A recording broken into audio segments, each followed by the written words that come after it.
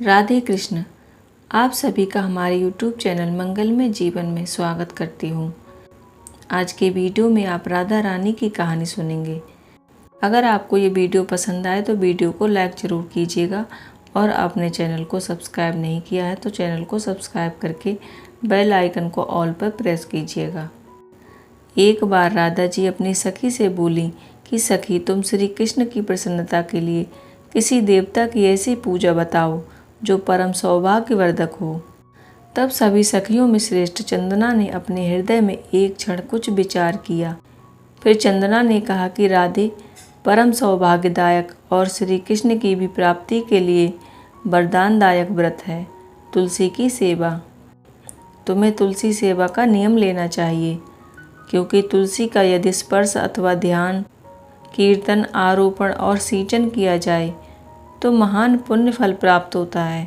हे राधे, परम सौभाग्यदायक और श्री कृष्ण की प्राप्ति के लिए वरदायक व्रत है तुलसी की सेवा। राधे, जो प्रतिदिन तुलसी की 9 प्रकार से भक्ति करते हैं वे कोटि सहस्र युगों तक अपने उस कार्य के कारण उत्तम फल भोगते हैं।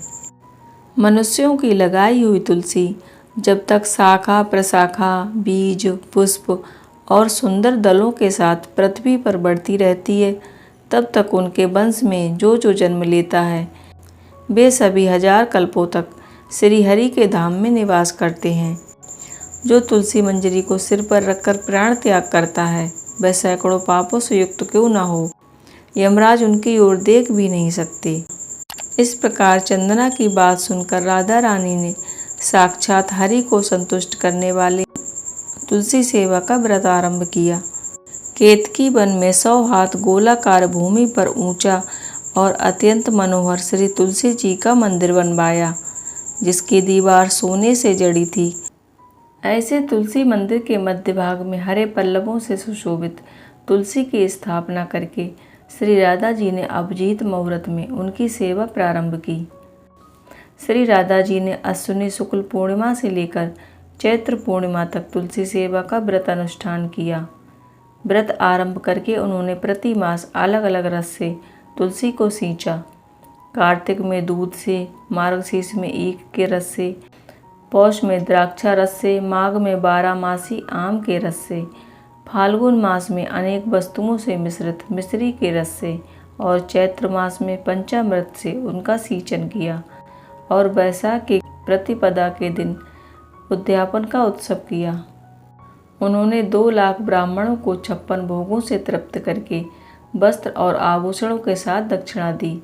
मोटे मोटे दिव्य मोतियों का 1 लाख भार और स्वर्ण का 1 कोटि भार भी गौचार्य को दिया। उस समय आकाश से देवता तुलसी मंदिर पर फूलों की वर्षा करने लगे। उसी समय सोने के सिंहासन पर विराजमान हरि प्रिया तुलसी देवी जी प्रकट हुईं। उनके 4 भुजाएं थी, कमल दल के समान विशाल नेत्र थे, 16 वर्ष की सी अवस्था और श्याम कांति थी। मस्तक पर सुंदर मुकुट प्रकाशित था और कानों में कुंडल झिलमिला रहे थे। गरुड़ से उतरकर तुलसी देवी ने रंगवल्ली जैसे श्री राधा जी को अपनी भुजाओं में भर लिया। तुलसी जी बोली कि हे राधे, मैं तुम्हारी भक्ति से प्रसन्न हूँ। यहाँ इंद्रिय, मन, बुद्धि और चित्त द्वारा जो मनोरथ तुमने किया है वह सब तुम्हारे सम्मुख सफल हों। इस प्रकार हरि प्रिया तुलसी को प्रणाम करके वृषभानुनंदिनी राधा जी ने कहा कि हे देवी, गोविंद के युगल चरणों में मेरी औतुकी भक्ति बनी रहे। तब तथास्तु कहकर हरि प्रिया अंतर ध्यान हो गई।